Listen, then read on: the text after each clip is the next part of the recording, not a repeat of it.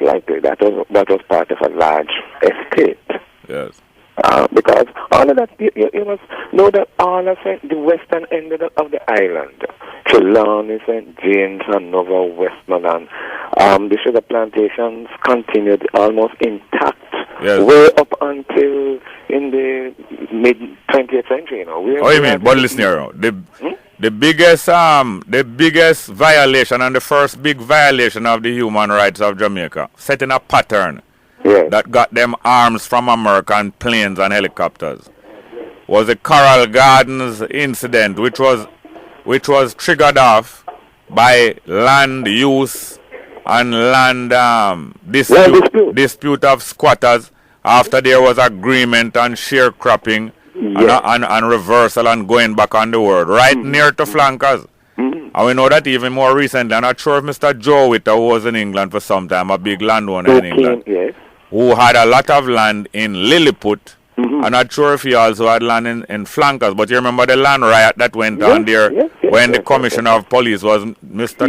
Colonel Trevor Macmillan, and himself and Ronnie Thwaites, I think, went down there and helped to diffuse it in a manner that was not usual, because Colonel Macmillan was not the usual type of police. He went down there and tried to cool it down instead of hotting it up. Which I think was conciliatory. But not often you get that though, What? What's that? I said not often you get conciliation. Yes. Most often it's just... It's not often. No, it is not often you get that. And not very often you get that. Most often they're going to push you off the land and you have to because you remember, a certain gentleman sent a list of 13 troublemakers to Colonel Macmillan and asked him to sanitize them. Yes. And Colonel Macmillan was more conciliatory and said, I cannot sanitize them because I don't have any evidence to put them in the ground. And I can't do business as usual.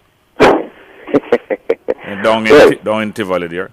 Yes, it's the same incursion, and the way out that, and you notice that when we talk about the force, it's really it's unfortunate that we have not reformed the Jamaican police force. Yes. And I think that is something that we need to look at. Yes. Turn it into a police service. A police service, because they are supposed to serve and protect. Yes. But the paramilitary aspect of the force, although we have a standing army, is still evident. So maybe I think we need to start looking at reforming. We're there upon even rockier ground now with the army more than before. Eh? I said we are even on rockier ground now with the army more than before. Yes. Yeah. A rocky meadow. But to get back to the situation of land, though, what is needed is a serious... It was tried in the 1970s, but it didn't get off the ground for the same reason that those persons who had interest didn't attempt to even try to make it work. Land distribution you're talking about? Yeah. To the landless? Yes. And not to the party attaches? Affiliates, no. Yeah. But give it to those who are bona fide landless people who could make that land productive. Once upon a time, when the sugar industry went down and people are saying that Jamaica, the economy has collapsed, the island was buoyant. Yes. We were not importing any. Our import bill was reduced to almost to a great level. Food import. Local production. Food import, yes. The peasants were sustaining the economy of this country. Yeah. And not only was the food imports reduced and import substitution by eating local food. The Higglers were taking out scallion, and that was a foreign that was a foreign currency.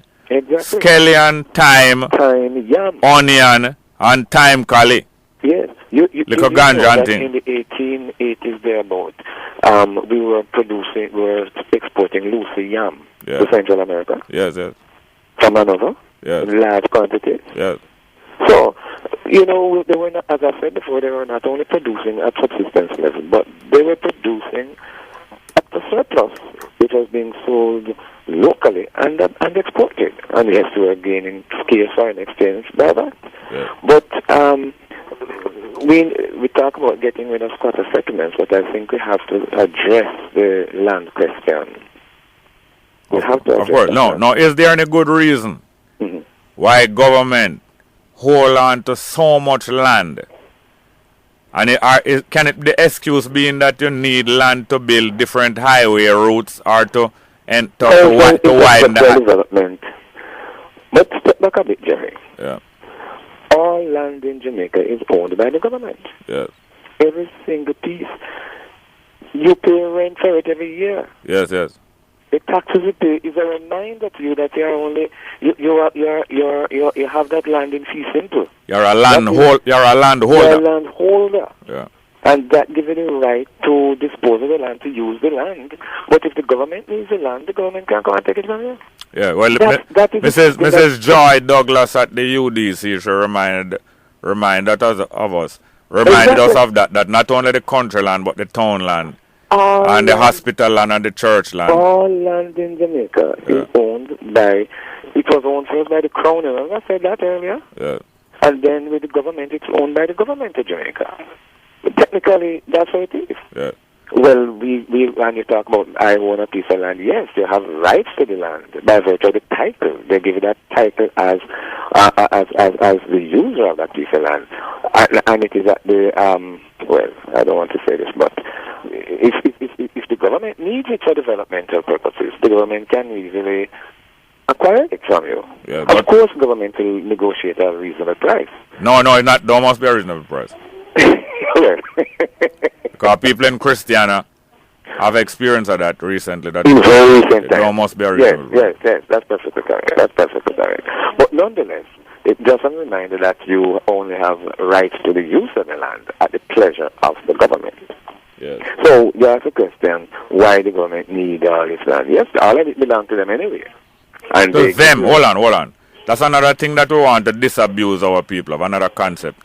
Yes. That the government is them.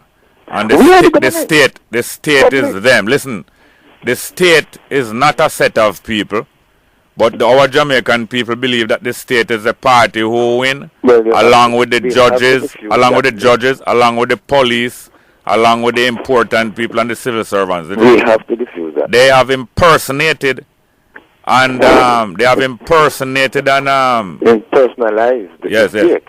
Yes. To put a few faces to the state. State indeed. State is an apparatus. The entire population. No, is an apparatus that's supposed to be at the service of the population. The state is an apparatus. It's not people. Yes. That's supposed to be at the service of the people. People believe. Yes.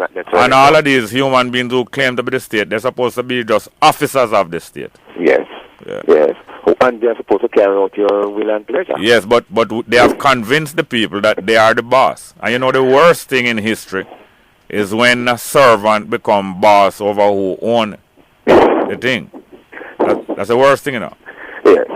Yes, because they abuse power. Yes. Not used to it. They have not been brought up, they haven't developed a culture of service. Of overseeing. No, but not even of overseeing, of service. Them develop a culture of overseeing and ownership, which is not what's supposed to be. No. And them don't develop a culture of service. Yeah.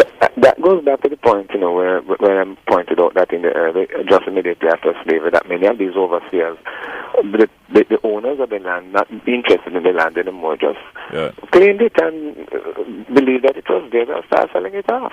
Well, we only have 2 minutes to go, but is there any good reason that the government should not, the state should not distribute land, even when I say temporary, distribute land to people on the basis that they show that they're going to use it. In other words, they don't just give people land and 2 years time and sell it. It cannot be sold that way.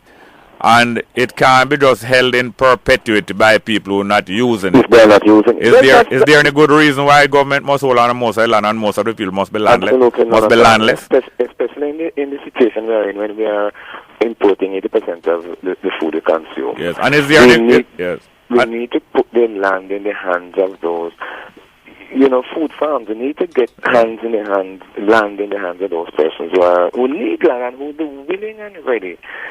Some of those small farmers in the rural areas would expand, if they had the land. Yes. And I think that it would be a healthy thing if we expand the land ownership in small to small landholders, and encourage them. We run out of time, but I need to have you back here probably before the end of history month to see how the population can resist the distribution of land to party supporters first. Yes. But more so to large landholders. Yes. To that persons who they see as large investors. Yes. And gangsters for life. Yes. Right. Some of them are gangsters for life. I want to thank you very much, Dr. Veront Satchell. You're quite welcome, Jerry. You're quite welcome. And before the end of this month, I think I will have to call you back again.